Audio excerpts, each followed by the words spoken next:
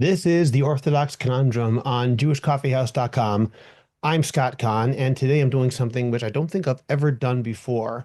I am recording an episode with no script, no outline, and no guests. Even when I've had monologues before, they've been tightly controlled, let's just say. I know what I'm going to say before we begin. And this time it's kind of a free-for-all because I actually had some guests and I was about to press the record button today at 4 o'clock Israel time, 9 a.m. Eastern time. They are in New York City, so that's why it's 9 a.m. Eastern time. And as we were about to begin our recording talking about anti-Semitism in the United States, and in particular in the upcoming primary for mayor of New York, at that very moment, my kids knocked on the door to my office and said, Abba, you got to come upstairs. We're about to have a siren. So that was the end of that. So I will record that episode, God willing, in the next couple of days and release that.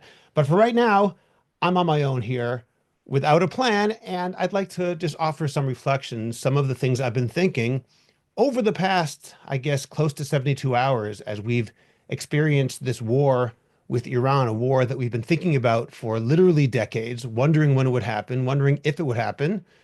And finally, after all this time, it has actually happened. And Israel is at war with Iran, as everybody listening obviously knows. It's been an unusual experience, let's just say, as somebody living in Ramat Beit Shemesh, Israel.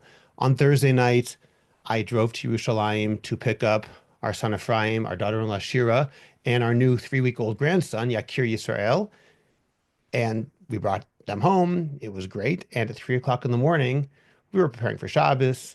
And lo and behold, we got a very strange sound on our phones. There are sirens all the time. The Houthis regularly bomb Israel, sending a missile every day or two. That's not unusual. But this sound on our phone was different. It didn't sound like others.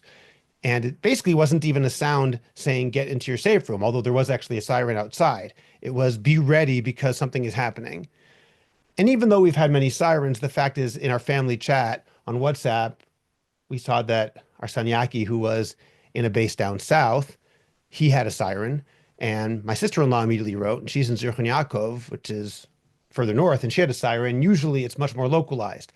The fact that people who are hours apart driving had sirens told me that, along with everybody else, that this was a little bit different. And quite soon we found out that Israel was indeed bombing Iran. And my first thought was, okay, they're going to bomb Iran tonight. It's going to be a big, big mitzvah, big campaign.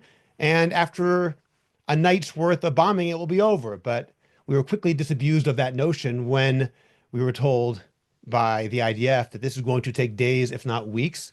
Now they're saying probably a couple of weeks or more. Unclear exactly. But yeah, it was a big surprise.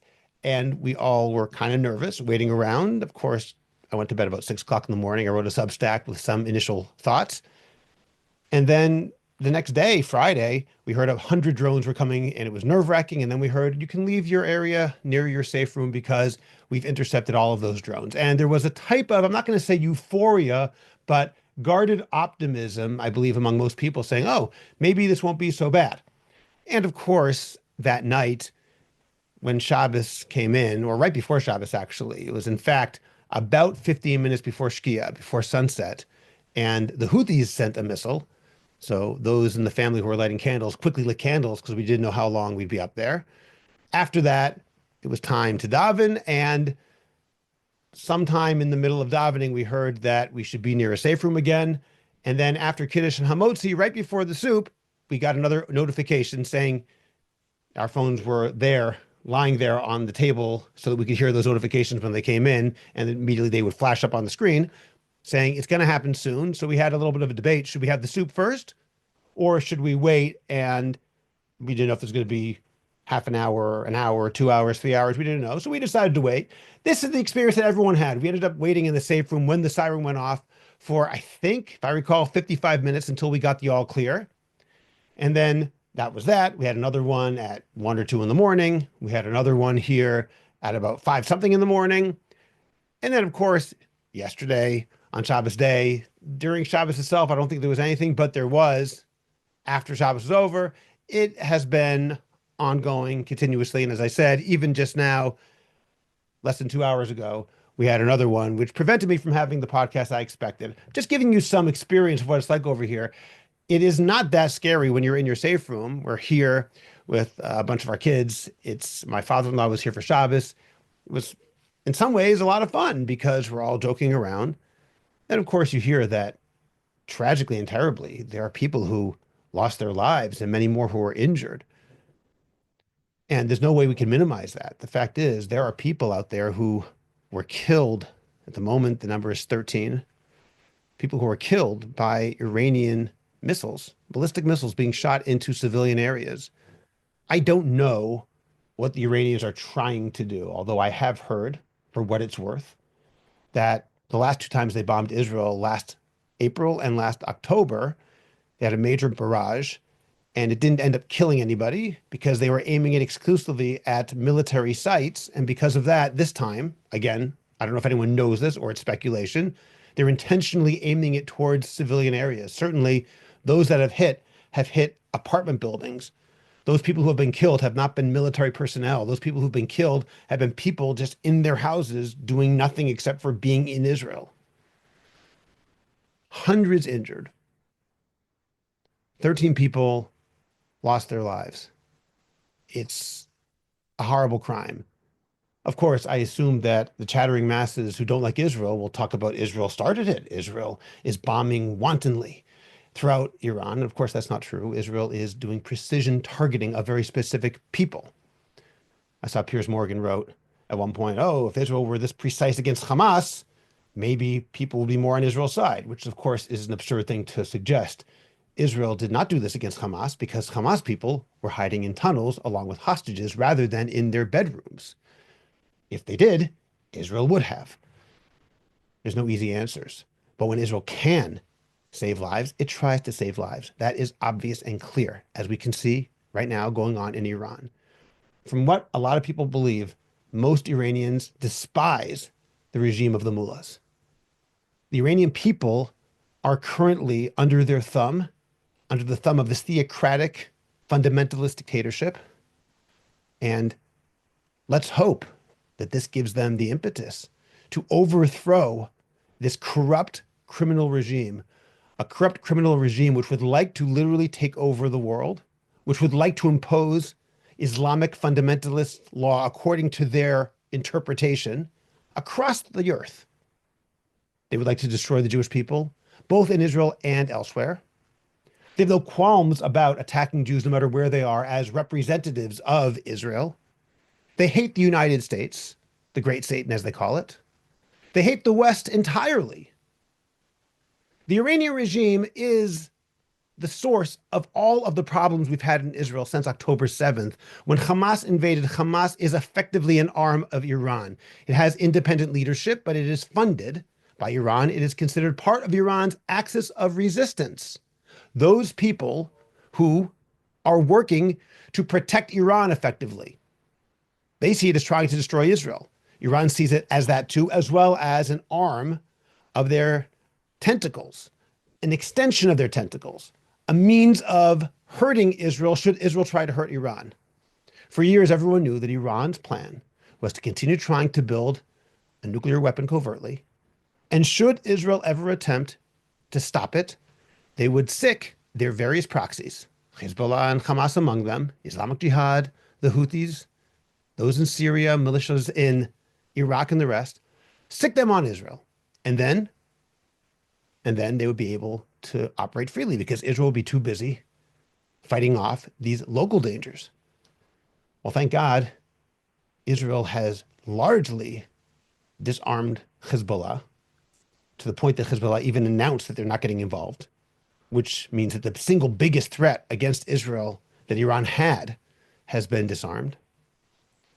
Hamas is unfortunately still in charge in its own way, but as a military, it has been decimated. Now it's more like a group of crazy terrorists, but it's no longer a military, but the same organization that it had 20 months ago. The country of Syria, which was once the bridge, the land bridge between Iran and Lebanon, has completely been overturned. Not that the people there love Israel so much, but they hate Hezbollah too, and they hate Iran. The Houthis continue to shoot, but they're their own problem. Israel is in a much, much better position now to do what it's doing against Iran than it could have been 2 years ago. That's a fact. Israel has more ability to attack Iran. Israel has greater intelligence now. Israel has greater freedom of movement because of what it has accomplished over the past 20 months. I have been very critical of Prime Minister Netanyahu and his government. I'm still critical of them. If there were elections today, I would vote against them. I look forward to Netanyahu's overdue retirement. But in this situation, we can't deny that he did a very good thing in getting rid of Hezbollah, in getting rid of some of the other militias that have been hurting Israel, and in attacking Iran. He showed a strength of character and a courage which is only considered commendable. He's done something tremendous. We don't know where this is going to end. We don't know what's going to happen. We're in the early days. I hope it won't last that long, but it is not near the end. But so far, indications are that Israel has done something quite tremendous. And despite my very strong dislike of the policies of the Netanyahu government and of, frankly, Bibi Netanyahu personally, and despite my continued desire that he no longer be the prime minister, for many reasons, not the least that we should have term limits, and a prime minister who's prime minister for as long as he has been is not healthy for Israeli democracy. All of that aside, we have to be very, very impressed with what the Israeli military has accomplished. I'm going to read something by Michael Doran, a senior fellow at the Hudson Institute. He wrote this on Twitter, X. It was reported by the Free Press, and I actually wrote it down in a Substack on Friday. I'm going to quote him right now. Israel's campaign against Iran, and this is what he said probably about 12 hours after it began, is another one for the history books. As in the opening of the Six-Day War, when Israel crippled 3 Arab air forces in a matter of hours, Israel has struck first, deep, and hard. It hit targets across Iran, a huge country, with precision and total surprise. The scale and reach of the operation are staggering. Whether it will deliver a similarly decisive outcome remains, of course, to be seen. The regime could strike back or begin to unravel. Either way, the message is unmistakable. This was more than a military action. It was a demonstration of intelligence dominance and operational mastery and total justice. As I wrote in that same Substack, some of the details are just unbelievable. The idea that Israel built a drone base inside Iran, apparently near or inside Tehran itself. This is the kind of situation that it is simply unbelievable. It's simply incredible Israel was able to do this sort of thing. I don't want to pretend that the war is over because it's not. But we have to be thankful for what the IDF has been able to do during this time. And I thought maybe now I could offer a quick theological reflection on what that means to say I'm thankful for what the IDF did. And if that means we should also be thankful to God. Who's doing this? The IDF or God? And I think most people would say, well, it's perhaps we can say God working through the IDF. I want to read something from Robert McNamara, who was the Secretary of Defense under Lyndon Johnson during the Six-Day War. And I'm going to read what he wrote in his own autobiography. The book is called In Retrospect. And this is from page 277 and page 278. In late May 1967, we received CIA reports of an imminent Egyptian invasion of Israel. Very likely, Egypt would be supported by other Arab states, such as Jordan and Syria.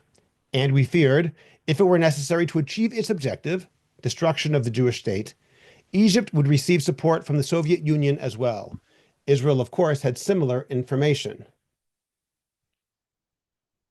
A meeting between President Johnson and British Prime Minister Harold Wilson had long been planned for June 2nd to review our common interests around the world. When the day arrived, the imminent Arab-Israeli war had crowded all other issues off the agenda. We compared our intelligence estimates and our conclusions about the conflict's outcome.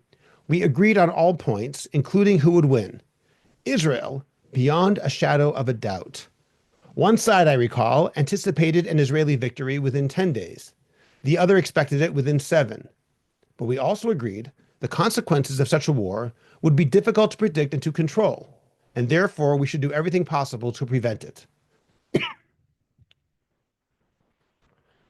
So there you have it. Secretary of Defense Robert McNamara said that before the Six-Day War, the United States and Great Britain knew that Israel was going to win in a landslide, knew that it wouldn't be a long war, knew that it would be over.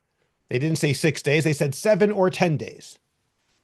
So it's obvious that they understood, assuming that he's telling the truth. There are some people who would say that this is looking back and pretending they knew things which at the time they didn't know. But let's assume he's telling the truth. Let's assume that his memory is accurate. Let's assume that he really means that they knew, they were sure that Israel would win in a very short time. Does that take away the miraculous nature of the 6 Day War? Because now we know Israel was a lot stronger. It wasn't a case of the weak defeating the mighty. It was a case of the mighty defeating the weak. This is not Hanukkah, as we say, where the Maccabim, this weak army, defeated the mighty Hellenists. No, this is a situation where the mighty Israeli army in 1967, understandably stronger than the other armies, according to the United States and Great Britain, was able to be victorious. So therefore, it's not a miracle. So I think that's absolutely incorrect. That's a misunderstanding of what it means that God works within the world. There are miracles, like the splitting of the sea, like the 10 plagues, which demonstrate God's overriding of the natural world. But that's not normally how God interacts with the universe. The way that God typically, so to speak, interacts with the universe is in a hidden way, through natural means, which doesn't necessarily mean that the weak army defeats the mighty army. It means the fact that a country like Israel in 1967, 19 years after being founded, only 22 years after the end of the Holocaust, when a third of Jews across the world were slaughtered, that this tiny country in indefensible borders, hated by every one of its neighbors, was somehow, in only 19 years of existence, able to become the far mightier army than Egypt, Jordan, and Syria combined. That's the miracle. It's not a miracle of the weak defeating the mighty. It's a miracle that how the weak became the mighty, how almost impossibly, unthinkably, this tiny country, with everything against it, somehow in 19 years was the obviously stronger country. Do you realize how unlikely that is? We only don't think about how unlikely it is because it happened, because it actually happened. And it could be what we're looking at right now, God willing, let's hope, is the same sort of thing. The fact that Israel has such intelligence mastery that they can do what they do. We remember the pager operation in Lebanon. This is more of the same. The fact that Israel is always so far ahead of those who wish to destroy it. Remember, Iran has probably 8 times the population of Israel, not to mention all its proxies, which Israel does not have. And yet Israel somehow is running circles around them, at least from an intelligence perspective, doing things that wouldn't be believable in a movie. And yet Israel's doing them.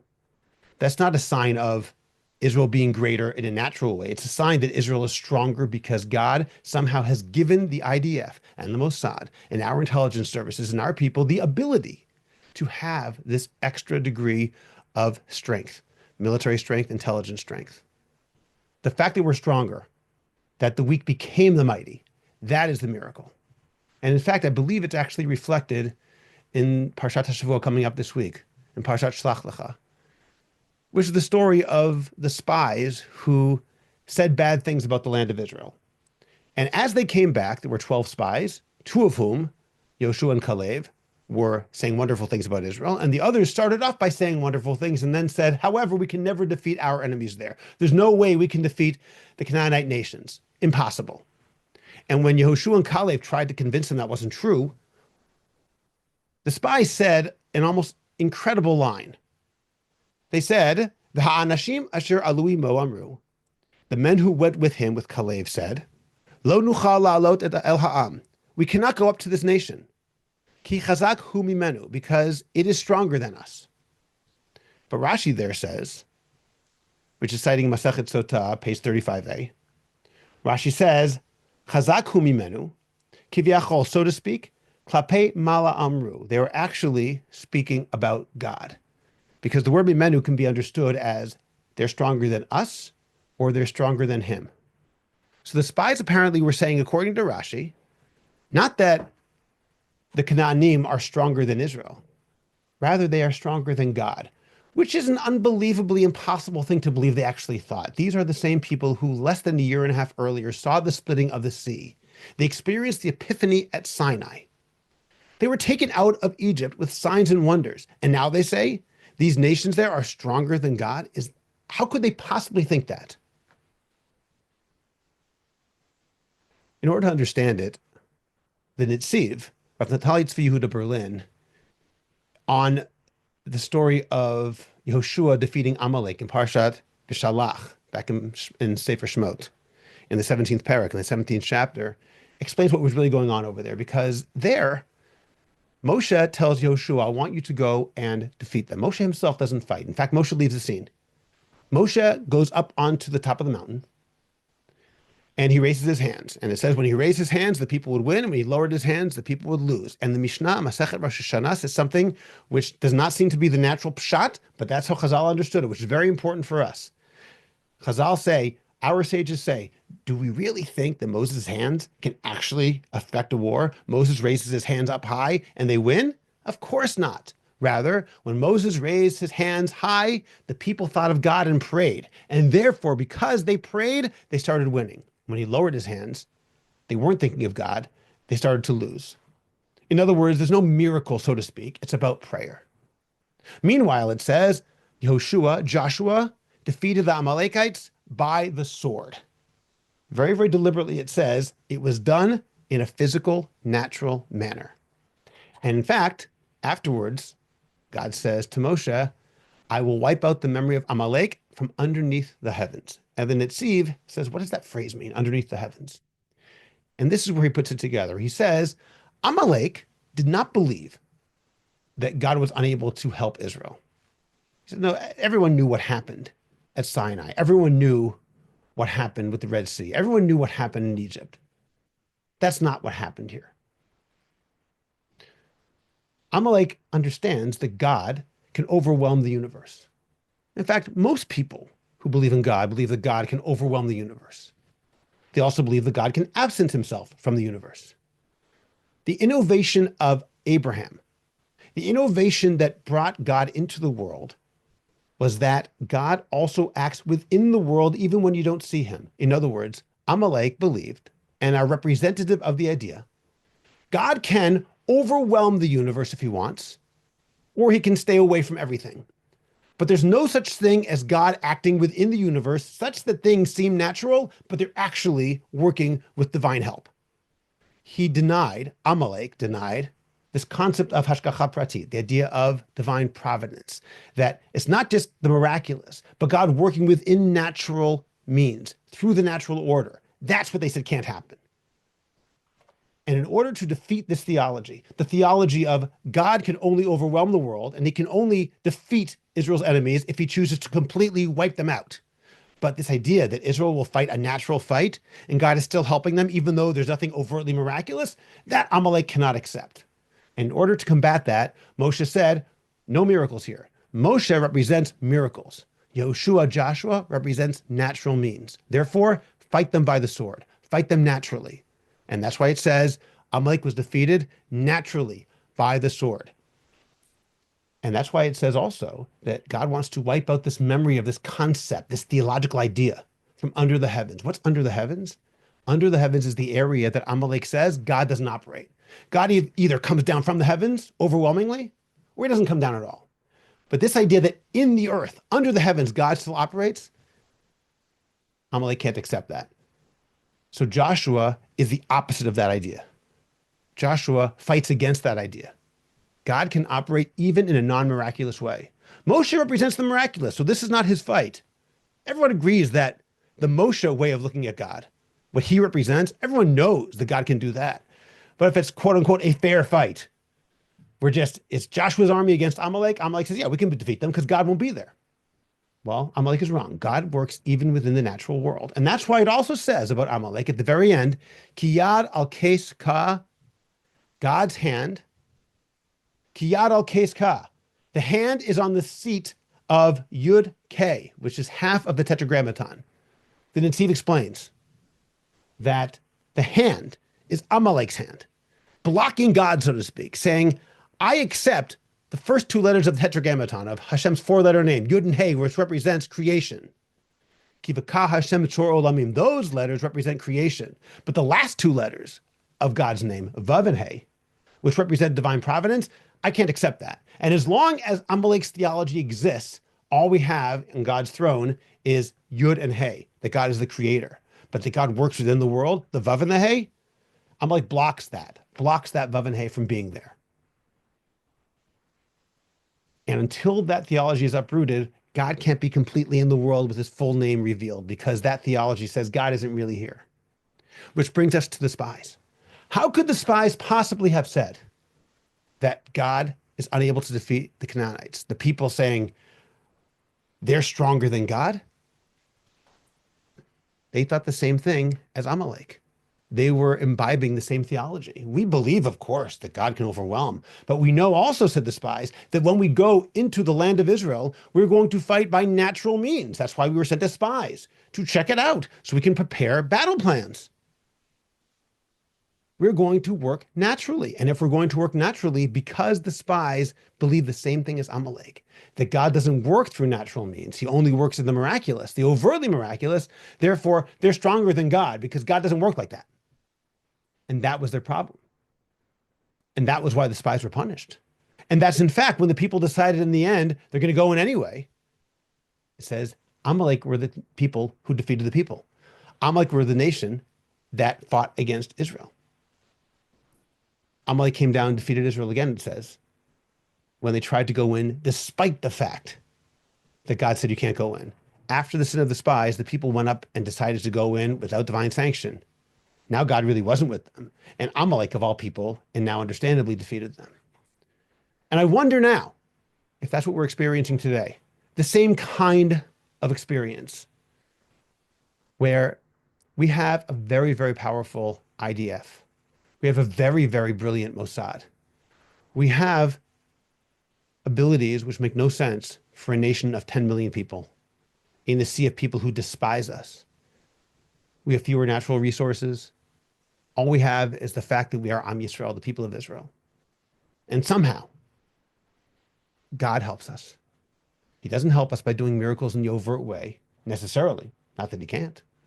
But we see over and over again in natural manner, in a way which just seems totally normal. So normal we don't even think about how crazy it is. Somehow Israel's army defeats those who are greater than it. Oh, of course, they're stronger. But why are they stronger? The Mossad is able to run circles around those who are so much bigger than Israel. Well, of course, the Mossad is the best. How'd they get to be the best? It's because of this idea. It's because of this idea that God works through natural means and the weak become the mighty. Not only that the weak can defeat the mighty in a miraculous way, but the weak become the mighty. And it's so normal to us to see this, we don't even realize how miraculous it is. On days like today, in a time when Israel is maybe hated more than ever before, when Jews around the world are feeling the oncoming sting of anti-Semitism more than they felt it in decades, as people start to blame Israel, as people start to blame Jews for all of the world's problems, when people start saying, literally, that Israel, or anyone who even says anything good about Israel, should be treated like a Nazi, when people say that Israel is the single worst problem on earth, despite the fact that the single worst problem on earth, authentically, the Iranians and their attempt to get a nuclear bomb, is currently being taken care of by Israel alone.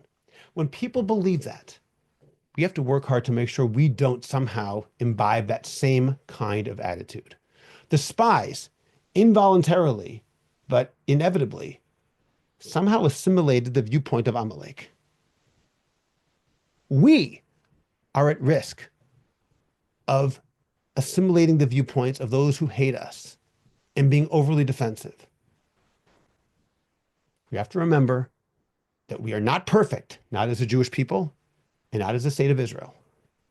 We are not yet where we have to be. There is a lot more to go. And anyone who thinks that the state of Israel is perfect is fooling themselves. The state of Israel has a lot more to do. We have to work hard to make Israel be the society that it should be. But we have that as a goal, and we are working towards it. And we are a good society and a moral nation and an ethical country. And we will keep driving ourselves to make that even more true, to become even more moral, to become even more ethical, to do everything we can to be a true light unto all the nations, an exemplary society, a medina lemofet, a society that can be looked at as an example, which people can look at and say, yes, I want to be like that. Right now, it seems almost impossible. But we cannot take the opinions of those who hate us and somehow think that therefore we have to change who we are based on their absurd opinions. We have to work hard to become better because everyone has to work hard to become better. Every person, every country, and every nation has to try and maximize its ability to be as good as possible. We're no different. We're not there yet, but we're on the road and we're working towards it. And through fits and starts, I believe we will get there. We will get to be that Medina Lemofet, that exemplary nation, the nation that people who are of true, upstanding moral character will look at and say, yes, we have to try to be more like them, more like the Jewish people, and more like Israel. That's our responsibility, and that's our right to make sure that we become that. And we dare not be so defensive to believe all the negative tropes that people say about us. We can't even unintentionally assimilate that into our minds. Instead, we have to say, no, we have to try and make Israel as good as possible, which means when we do something wrong, call it out. And at the same time, don't pretend somehow that we have more reason to be defensive than anybody else. No, Israel is a good and moral and ethical country. The Jewish people is a good and moral and ethical people. And this war, now against Iran and against all of its proxies, whether Hamas or Hezbollah, the Houthis and the rest, is a good, moral, and ethical war. We want it to end the tragedy of those who are innocent, who are being harmed and killed. And we want to do it in such a way that we are never going to be harmed again as much as we can prevent that by those who wish to destroy us. To ask us to not protect our own people is unethical. We do everything we can to try and protect lives, both ours and even those on the other side. We do more than any nation ever in history. And we don't ever forget that. Does that mean we're perfect? Far from it. But we're as good as the world has ever seen. And the fact that no one accepts that among the Israel haters is not our problem. Meaning, we certainly have to deal with the fallout of that. But we don't have to try and therefore change our ways to say, oh, we're going to stop fighting because people who hate Israel don't want us to fight. That is not the way it's going to work. We are a people who has a special connection to the master of the universe for reasons known only to the master of the universe. Somehow he has chosen to make his Shekhinah, his presence, manifest in our people.